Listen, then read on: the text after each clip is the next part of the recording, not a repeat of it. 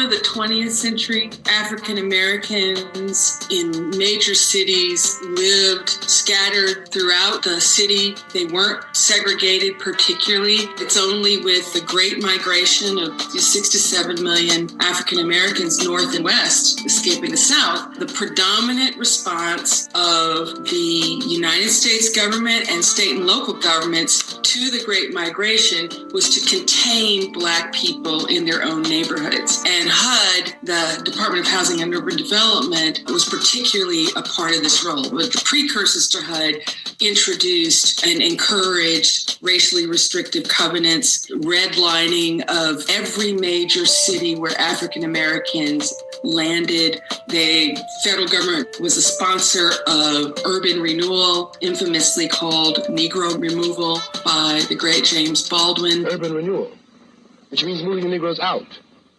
It means Negro removal. That is what it means. And the federal government is an accomplice to this fact. That so-called urban renewal also included a federally sponsored interstate highway system, which was intentionally designed to mow through vibrant Black neighborhoods. Take Miami, for example. 2 highways, I-95 and I-395, bulldoze right through the predominantly Black and low-income Overtown neighborhood, previously called Colored Town during segregation. The Department of Housing and Urban Development and the federal government writ large in the first 7 decades of the 20th century invested billions of dollars in racial segregation and concentrated poverty. Each time this country created a peculiar institution that subordinated Black people, slavery, Jim Crow, it created and dismantled it. They replaced it with another one. And the iconic Black ghetto, I don't use that as a pejorative, I use it as a descriptor, was a follow-on institution to slavery and Jim Crow. That's the legacy that every new administration inherits, and the Biden administration has as well. Today, I'm directing the Department of Housing and Urban Affairs and Urban Development to redress historical racism in federal housing policies. This executive order is just one of 4 signed by President Biden, designed to address racial equity in the United States. And while this progress is a step in the right direction, there's still a lot of harm to undo. Segregation started coming down after the passage of the Fair Housing Act of 1968, which actually only got passed in the wake of Dr. Martin Luther King's assassination. In 1980, 8 out of 10 Black people would have had to move in order to be evenly integrated within metropolitan areas. Half of Black people who live in metropolitan areas still live in neighborhoods of high segregation. So we've had modest improvement, but segregation persists. And economic segregation has spiked since 1970. The so-called American dream is only working for a relatively small slice of the population that can afford to buy their way into what I call gold standard neighborhoods that have the best of everything. And everybody else struggles, and the Black poor struggle the most. So what happens now? Well, some advocates are hopeful. Home applauds this executive order for really focusing on historical patterns of racial segregation and discrimination in housing, while others remain cautiously optimistic. Here's Professor Cashin's suggestion. I don't take credit for this, but I applaud it. There should be an equity analysis. The federal government spends so much money, it should track who's getting it by neighborhood. And it should pursue racial equity in the distribution of resources. There's been a lot of movement at the local level on this. For the example of Baltimore, they did an equity analysis and found that they were spending 4 times as much money in majority white neighborhoods as the majority Black ones. I think we're in this moment where people are waking up, sad to say, because of the slow execution of George Floyd, to the realities of systemic racism. And I believe there is an ascending majority multiracial coalition that wants something better than a separate, unequal nation that overinvests in some neighborhoods and disinvests and preys upon people in other neighborhoods. I'm hopeful, but you can never stop working for and organizing for the country you want.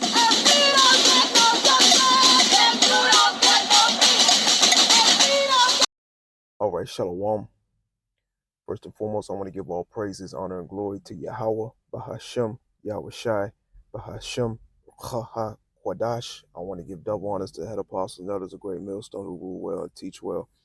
Peace and blessing to you, sincere Akim, that are pushing this truth all over the four corners of the earth, week in and week out, in all truth and sincerity. Let's jump to Micah 2 and 10 to start this out. It says, Arise ye and depart, for this is not your rest, because it is polluted. It shall destroy you, even with a sore destruction. You know, the majority of the so-called Negroes, Latinos, and Native Americans are seeking some type of rest, especially over here in Babylon, man. Okay? And they have this hope that one day things will be okay, things will be all right, that finally that the so-called white man will accept them as their friend, and they'll finally be able to see eye to eye with this devil, which that's never going to happen on this side, man. Okay? The only time you're going to receive any type of rest, any type of comfort, the only time you're going to really truly be able to enjoy life and completely be able to live life to its fullest is in the kingdom. All right? Not on this side, man. All right? Our people fail to realize that this devil is in rulership. And like the scripture says, let's go to John chapter 10 real quick. Let's go down to verse 10. It says, the thief cometh not but for to steal and to kill and to destroy. And that's what this devil has done, man. And the so-called white man, mainly concerning these wicked elites, is they're the ultimate thieves on the earth, man. All right.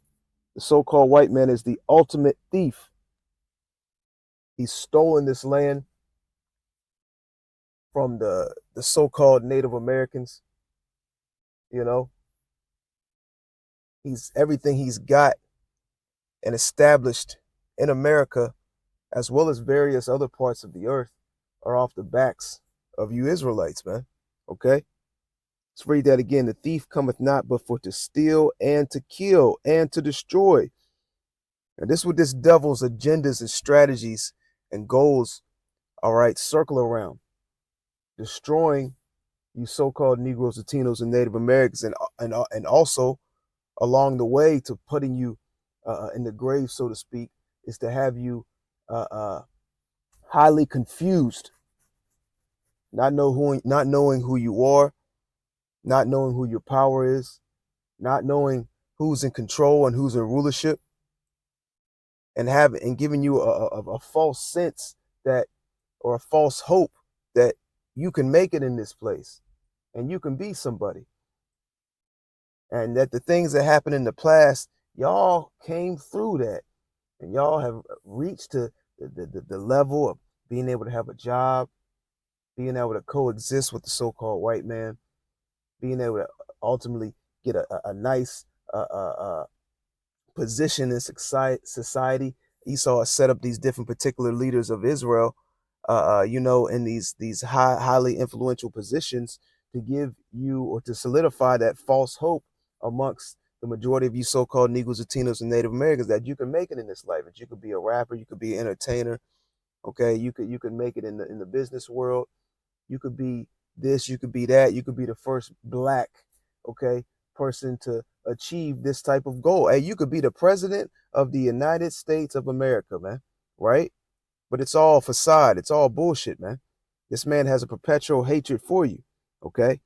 It says, the thief cometh not but for to steal and to kill and to destroy, and I come that they might have life and that they might have it more abundantly. Okay. Now let's go over to Ezekiel, the 35th chapter, real quick. And let's start from the top. It says, moreover, the word of the Lord came unto me, saying, Son of man, set thy face against Mount Seir and prophesy against it. Okay. And that's what we're doing, man. All right, the men that Yahweh Bashim Yahushua set up all over the four corners of the earth, we're prophesying against this place. We're prophesying against the so-called white man, all right, and his kingdom. And the majority of our people, they're against that, all right? They're against us speaking out against America because they love America. And moreover, they love the so-called white man. Our people don't like when we go into history. Our people don't want to hear about history. They don't want to hear about what the so-called blacks have went through in America, man, at the hands of this devil. They don't want to hear about it, man. They want to cover their ears. They don't want their children to hear about it. Okay. Hey, but this is history, man. Not only is this history for you Israelites, but this is history of these Edomites as well, man. And the things that are going on today and the things that have happened in the past, this is a systematic, all right, thing that has been put in place by these wicked elites. And let's get that definition real quick for systematic.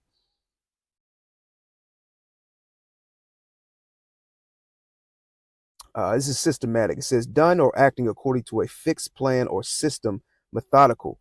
All right. And this is a fixed plan that has been put in place years and years ago, by these wicked elites and their secret councils. All right. The things that have happened concerning, the hardcore slavery of you so-called Negroes, Latinos, and Native Americans, to you being, that slavery being alleviated to some standpoint. All right. For you to be integrated amongst the so-called white man, for into slavery being abolished, or vice versa. And, and ultimately, the harsh treatment of you so-called blacks after slavery was abolished. Okay. And coming into the times that, we are in now. All right. Which the things that this devil was doing in the past, he's still doing it. He's just doing it in a different way, in a different format, that the majority of our people, they fail to realize and they fail to see. Okay. It says structured. It says well ordered, planned. This is a well planned and orchestrated tactics and methods that the so-called white man has put amongst you so-called Negroes, Latinos, and Native Americans, man. Ultimately, to cause you to forget, all right, who you are and who your power is, man, and to cause you to follow these other gods, follow the ways of these other nations, and ultimately forsake Yahweh Bashim Yahweh Shah. It says standardize, joined up. Okay, man. Esau wants you to join up with him. He wants you to side on his side, okay? Ultimately, he wants you to receive his M-A-R-K, okay? He wants you to bow down to him, and he wants you to worship him as your God, which the majority of our people already do that, all right? It says back in Ezekiel 35th chapter, going down to verse 3, it says, we'll start in verse 2 again. It says, Son of man, set thy face against Mount Seir and prophesy against it, and say unto it, Thus saith the Lord Yahweh, Behold, O Mount Seir, I am against thee, and I will stretch out my hand against thee, and I will make thee most desolate, and I will lay thy cities waste, and thou shalt be desolate, and thou shalt know that I am the Lord, because thou hast had a perpetual hatred, and hast shed the blood of the children of Israel by the force of the sword.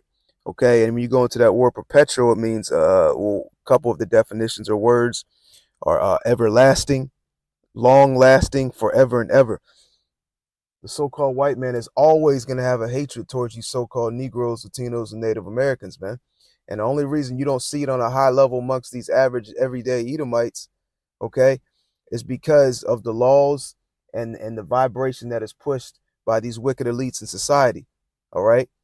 These every average day Edomites don't want to voice or act upon the way they feel towards you Israelites because of the way they're going to be looked at in society. Okay. They might lose their job. All right. Their wife might divorce them. Their kids might look at them a certain way. All right. They might be looked at as a racist, as hateful, or various other things. Also, another thing, they don't want to lose the things that they have attained, in this lifetime. Okay. And the status that they have achieved. Okay. So ultimately they're keeping everything hidden or boiled up inside of them. All right. But all that is being boiled up inside of them is about to be unleashed on a very, very high level, man. Okay. And you're about to, you Israelites are really about to see the horns of these devils, man. Okay.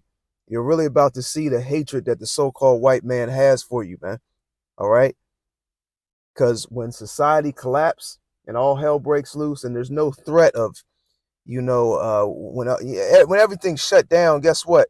You know, when there's nothing to lose, so to speak, and Esau has Esau can go all out. Hey, he's really not only is he gonna voice his hatred to you so-called Negroes, Latinos, and Native Americans, but guess what? He's gonna act upon it, man. You best believe these white supremacist militia groups, okay, which are laying dormant on a certain level. Guess what? They're gonna get the okay from the higher ups to act upon their hatred towards you so-called Negroes, Latinos, and Native Americans, man.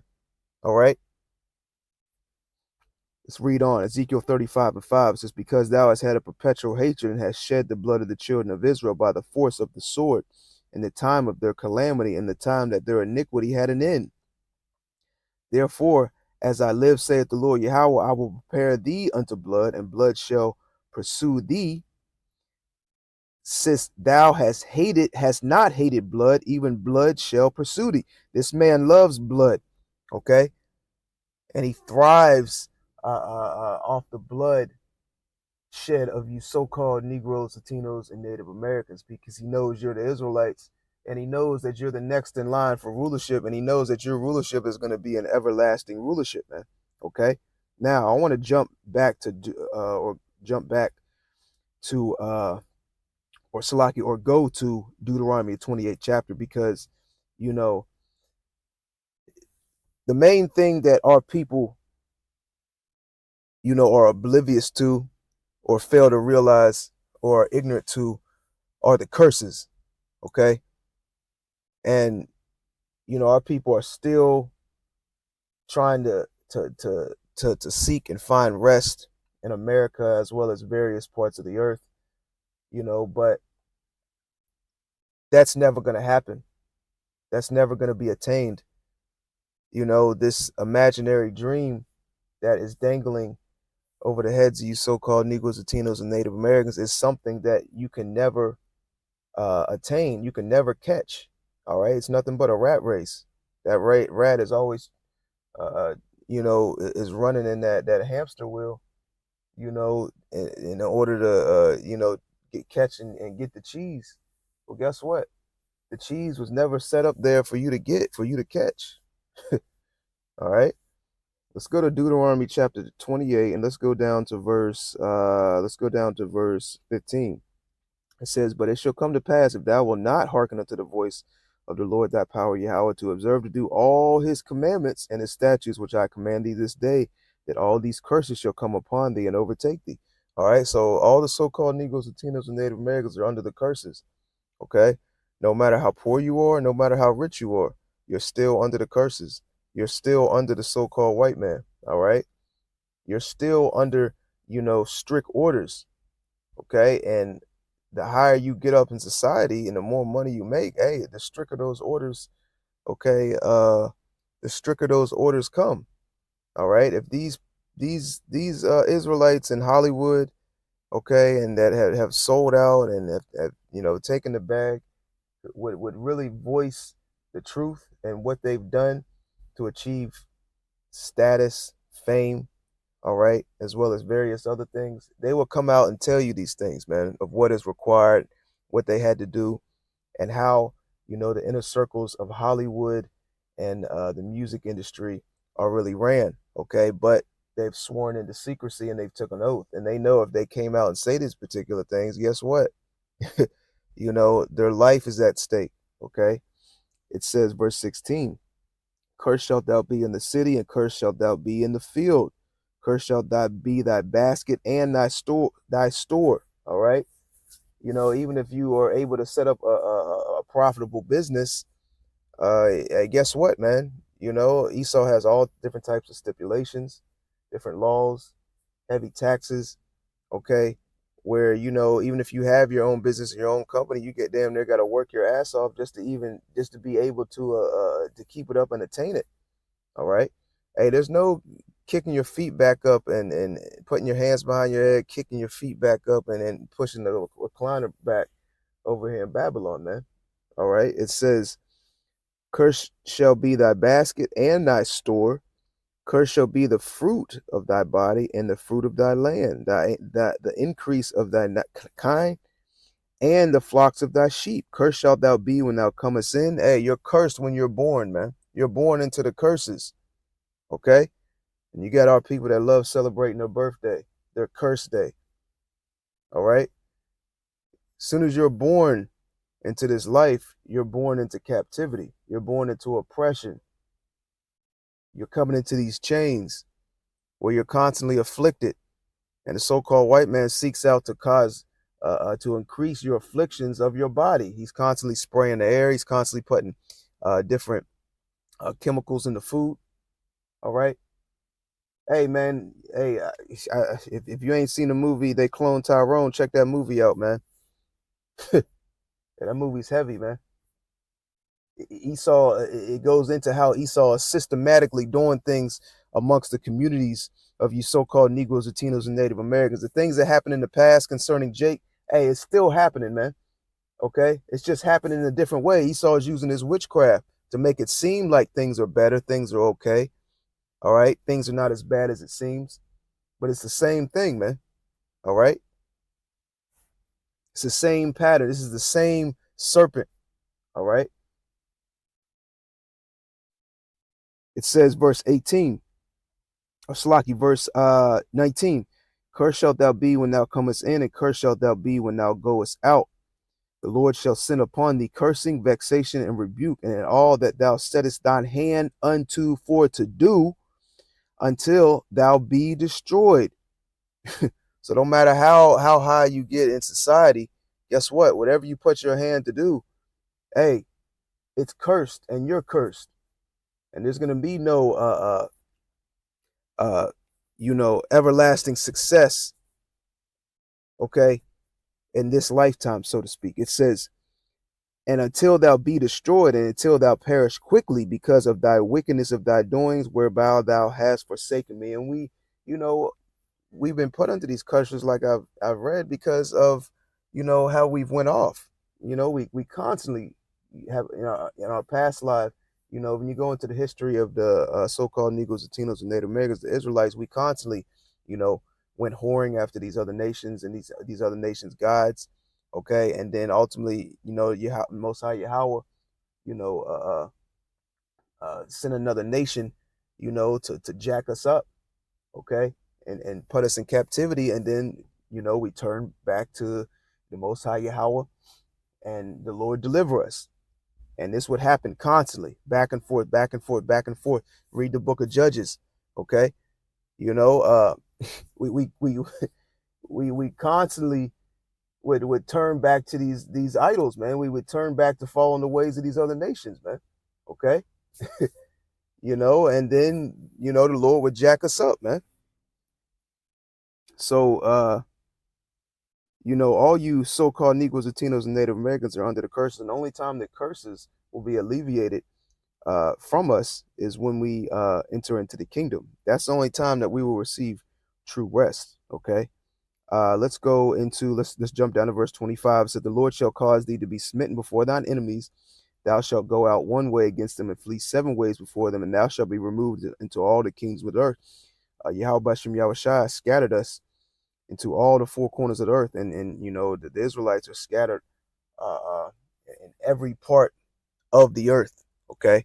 And no matter what part geographically you Israelites are, you're still under the curses. Okay. So there's nowhere you can flee. There's nowhere you can go. Okay. To hide or be alleviated from the curses of Deuteronomy, the 28th chapter. Let's jump down to verse 36.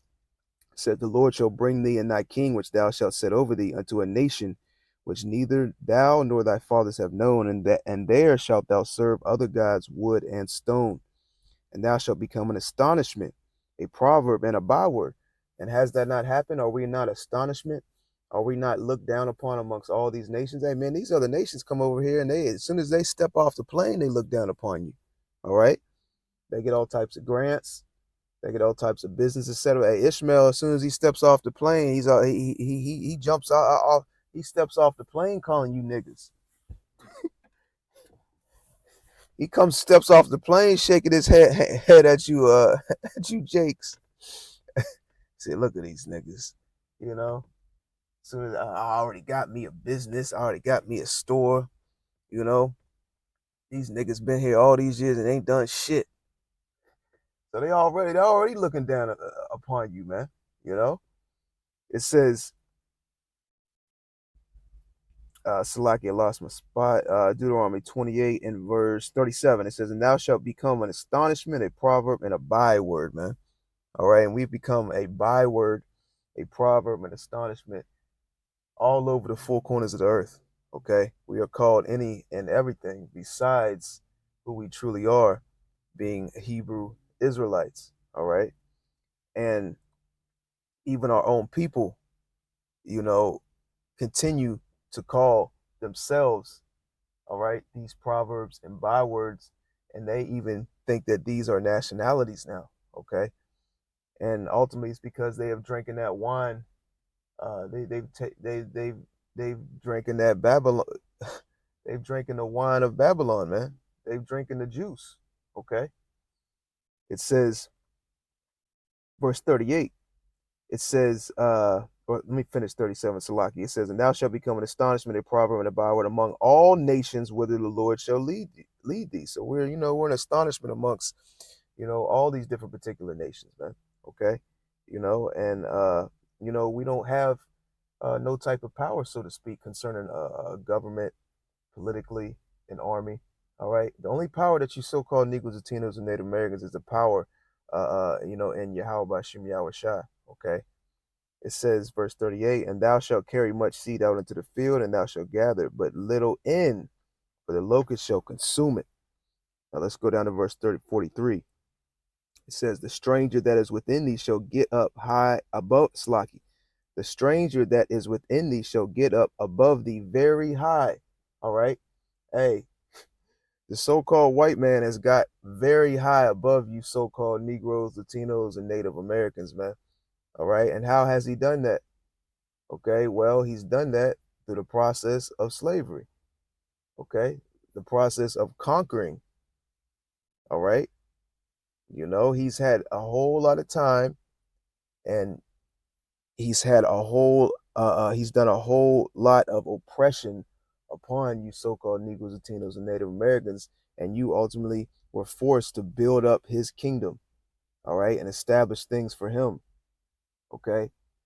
So he was able to get a nice little he was able to get a nice head start, so to speak. Okay.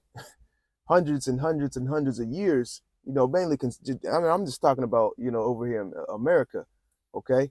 Years and years and years of a head start, which, even if Esau said to this day, okay, we're going to even the playing field out, and we're going to give you Israelites this amount of land, this amount of money. Okay. We're going to try to make things right for what we did to you in times past concerning oppression, slavery, the robbery of your land, this, etc. Okay. Really, even in the event of that, there's still no even playing field. Okay. Because he has gotten very high above you Israelites, and there's just no catching up. You can't catch up to where this man is at. All right. Even if you get in your own land, your own establishment, these various things, a certain amount of income and money, guess what? You're still dependent on this devil. Okay.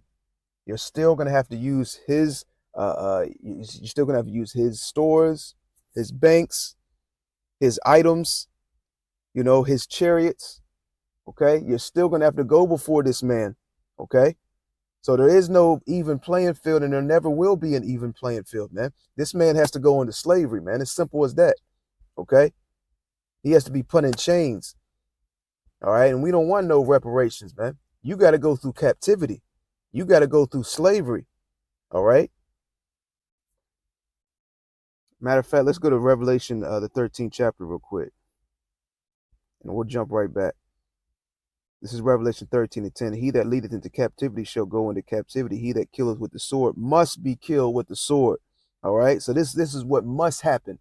And there ain't no running. There ain't no tiptoeing around it, man. All right. And the sad part is a lot of you so-called Negroes, Latinos, and Native Americans, y'all want this man to get a pass, man. Okay? That's why 2/3 of the nation of Israel, y'all got to go, man. You know, what did Dr. Umar Johnson say? Hey, you know, a lot of these niggas is going to sleep for good. Let's go back to Deuteronomy 28 chapter. Let's go down to verse 43. The stranger that is within thee shall get up above thee very high, and thou shalt come down very low. And he shall lend to thee, and thou shalt not lend to him. He shall be the head, and thou shalt be the tail. Okay? And he's able to do these particular things concerning the video clip that you watch, you know, concerning, you know, the systematically keeping you so-called Negroes, Latinos, Native Americans oppressed, keeping you in the ghettos, the favelas, you know, keeping you in the situation that you're in because power has been given to him. Let's go to Micah, the 2nd chapter. Let's go down to verse 1. Starting verse 1, it says, woe to them that devise iniquity and work evil upon their beds. When the morning is light, they practice it. Okay, this devil is constantly, all right, working out schemes, plans, agendas, strategies upon you so-called Negroes, Latinos, and Native Americans to keep you oppressed, to keep you in the situation that you're in, to keep you drugged up, all right, to keep you mentally and spiritually confused, to keep you on these streets pushing his products, all right, doing his products, keeping you in these prison houses, these jails, all right, you know, and ultimately keeping you killing each other, man, keeping you dead or in jail, all right. It says continue on verse 2, it says, when the morning is light, they practice because it is in the power of their hand. See, it's in the power of their hand to do these particular things. Okay. The Most High Yahweh has put this devil in the power seat position. So he's able to do these things, man. He's been given power on the left-hand side. Okay. Verse 2, and they covet fields and take them by violence. He took this land by violence. This land of America, all right? He took it by violence. He didn't ask, okay? He didn't plead. He didn't, come to a 50-50 agreement to obtain this land. He took it by violence, by the bloodshed of the so-called Native Americans, man. It says, and houses and take them away. So they oppress a man and his house, even a man in his heritage. And he's able to do this because he's been given power, all right? Well, really, he's been given power by Yahweh Shai, man, because that blessing was given to this man, by Isaac, okay? Verse 3, therefore thus saith the Lord, behold, against this family do I devise an evil from which ye shall not remove your necks, neither shall ye go hardly, for this time is evil, okay? And, you know, ultimately, you know, these wicked elites are basically gonna collapse society, all right? And, you know, they're gonna try to bring out of that a new world order, okay? You know, just like, you know, we like to go into, this devil works in a problem reaction solution method, okay? And out of that, the collapse of society, collapse of the dollar, you know, all hell breaking loose, he's going to try to bring out a new world order, all right, with the this electronic device being at the forefront of that, okay? But like the scripture says in Job, when he's about to fill his belly, you know, the Most High is going to cast him down while he's eating, roughly paraphrasing. So he's not going to achieve his new world order goal. He's not going to achieve his agenda, okay? You know, but he's going to get very, very close, all right? Lord willing, that was edifying. To the next time, shalom.